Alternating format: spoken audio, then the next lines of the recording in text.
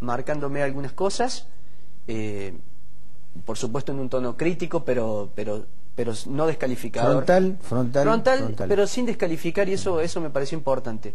También porque me conocen y conocen la forma en que yo trabajo y las cosas que yo he escrito y las cosas que yo defiendo. Entonces saben que yo no soy un antieclesiástico ni un comecura, sino una persona que, bueno, que trabaja, que hace su profesión y que si encuentra una verdad la dice. Entonces el planteo fue respetuoso, fue bueno, creo que fue enriquecedor también.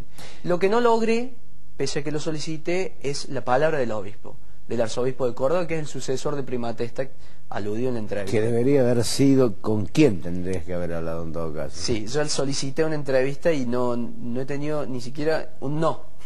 Claro, que no te digan sí o no te digan no, no habla bien concretamente de la pluralidad en ese sentido de sentarse a hablar con alguien que de alguna manera merece la atención por la nota, por la descriptiva nota que habías hecho, ¿no? Sí, de acuerdo. Che, Adolfo, vamos al corte. Cuando regresemos me contás un poco de cómo fue la nota.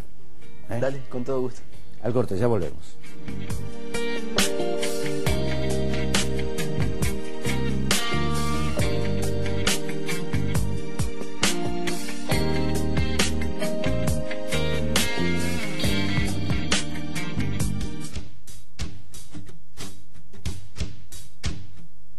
Universidad Tecnológica Nacional, Facultad Regional Córdoba, formando ingenieros para el desarrollo productivo del país. Estudio Jurídico Nagy. Contactos al teléfono 0351-428-3480.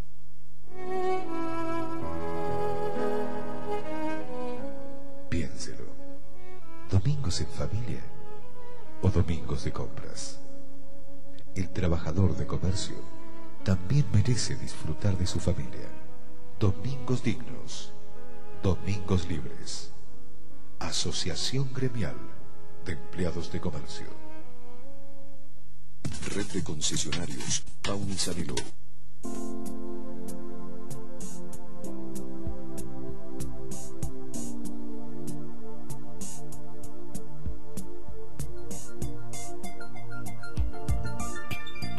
Hay un antes y un después en tu manera de ver las cosas. Descubrí tu mirada en High Definition. Novar. Ver mejor. Es posible. Universidad Católica de Córdoba. Que no te quemen la cabeza. Atendete con un psicólogo matriculado. Un contador sin matrícula no está habilitado y puede inhabilitar su negocio. Es un mensaje del Consejo Profesional de Ciencias Económicas de Córdoba. Restaurant y Marisquería Anastasia.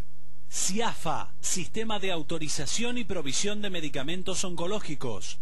Confiabilidad y seguridad. Certificación en normas ISO 9001. Hernán Lépez, Herrería Artística. Rejas, verjas, soldaduras a domicilio. Teléfono 0351 152 072 620.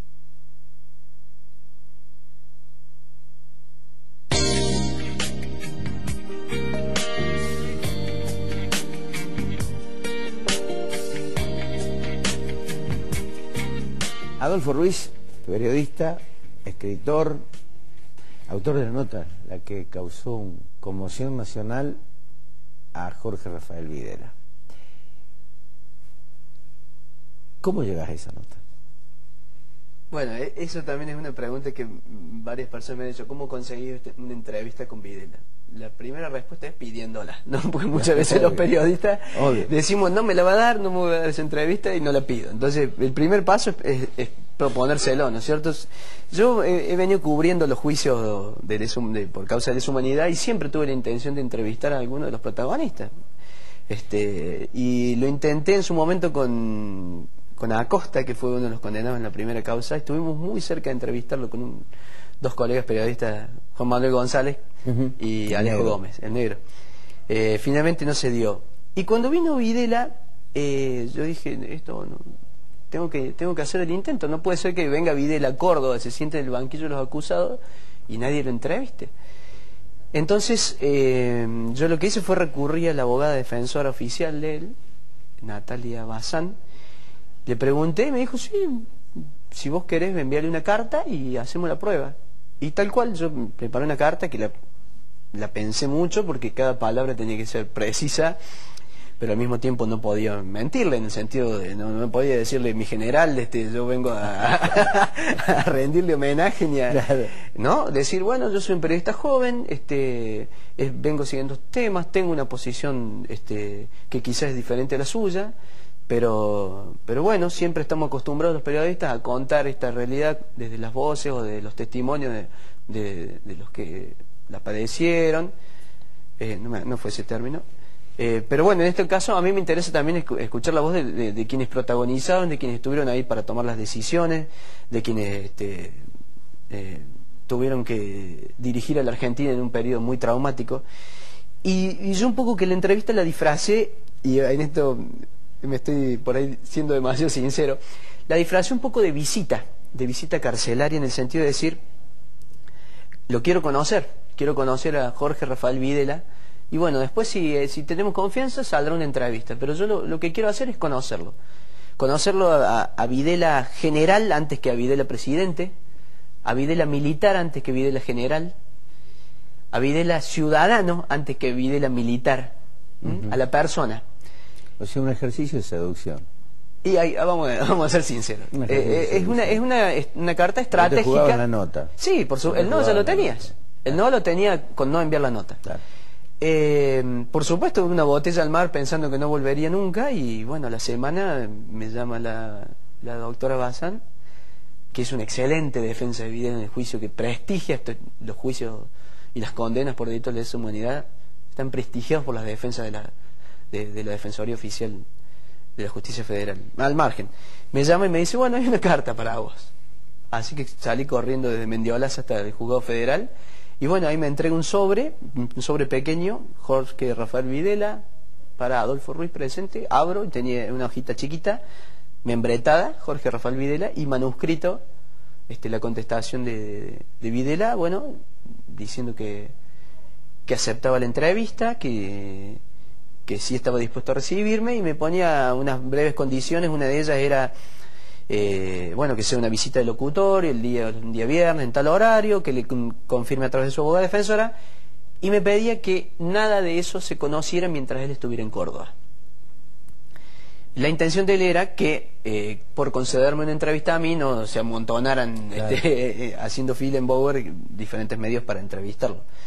A mí me pareció más que razonable. Uno dice, bueno, son 6 meses de juicio, la publico cuando se vaya. Y así es como llego a Videla, convocado un viernes a la mañana a la cárcel de Bower, en un locutorio que es una salita, que no es un vidrio con un teléfono como estamos acostumbrados a ver en las películas norteamericanas, sino que es una salita como cualquier otra, puerta, un escritorio, 2 sillas y sentarse a charlar. Antes de preguntarte a eso, cómo te sentiste en ese momento, la pregunta es, a lo mejor puede llegar a ser hasta una obviedad. Digo, ¿qué sentiste cuando te dijo sí? Y te voy a ser sincero, uno es joven, o no ha vivido esas épocas, y cuando me dijo sí y me convocaba para el viernes siguiente, yo digo, no tengo tiempo a leer todo lo que quiero leer. Y por supuesto me puse varias noches a buscar, esa es la carta, a buscar información, a leer, a tratar de prepararme, a preparar las preguntas, a pensar la estrategia, pero sí, uno sentía, no sé si estoy preparado, ¿no? Claro. Me sorprendió. Y bueno, por otro lado también uno siente una euforia, en el sentido de que sabe que es una entrevista clave, que puede ser muy importante. Obviamente el sí acepto la entrevista no significa que la entrevista está hecha, ni mucho menos, claro, pero es un paso importantísimo. Entonces sí, por un lado esa satisfacción, esa euforia de saber que viene una entrevista importante, y por el otro lado tratar de recuperar tiempo para ponerse al día, para hacer un papel digno, para preguntar cosas importantes, para no desperdiciarla. Bien, te sentaste, ¿qué sentiste cuando lo tuviste cara a cara, mirándolo, sabiendo la historia? Sí, es un momento fuerte, de mucha subjetividad, y de muchos sentimientos encontrados, porque en primer lugar vamos a la parte políticamente incorrecta. Se sienta Videla adelante y yo estaba muy agradecido a él. Uno dice, qué bueno que me recibió, ¿no es cierto? Qué agradecido estoy. Pero al mismo tiempo vos sabés que tenés al frente al mayor carnicero de nuestra historia, o por lo menos del siglo XX. Entonces se genera también una contradicción entre lo subjetivo personal y lo profesional. Pero lo otro que yo sentí es encontrarme con una persona muy disminuida, disminuida en lo que hace no físicamente, no es que esté enfermo, ni que esté gaga, ni mucho menos, sino una persona derrotada. Esa creo que es la palabra. En el sentido que uno se encuentra con un tipo que fue el presidente de la Argentina, la cúspide del aparato de represión, y lo ves ahí con un buzo gris, gastado, viejito, en un lugar que hacía mucho frío, preso en una provincia ajena, derrotado, perdidoso, y recibiéndome a mí que no soy nadie, y que le estoy preguntando cosas que lo van a incomodar. Entonces también uno siente en el sentido de que es una persona que perdió, que está derrotada. También fue otro sentimiento de subjetividad. Yo también tendría que responderte que sentía ganas de agarrarlo del cogote y de masacrarlo y de decirle por qué de todo lo que hiciste. Con eso quedaría bien, ¿no es cierto? Pero en realidad la subjetividad en ese momento es la que te conté. Sentarse, aprovechar el momento, saber que estás en la posibilidad de que te diga muchas verdades y darle para adelante. ¿Cuál fue la primera palabra que le dijiste? Gracias por recibirme. Pero no, yo le pregunté, bueno, vos lo sabés mejor que yo porque tenés mucha experiencia, uno cuando encara entrevistas difíciles, naturalmente... Hay que tratar de descomprimir. Claro, uno arranca con preguntas genéricas, claro, y si se quiere, no voy a decir amistosas, pero agradables para el entrevistado. Entonces, yo que había estado leyendo justo en esa época un poco sobre el tema de la Rabura y su secuestro en la fábrica militar de Villa María.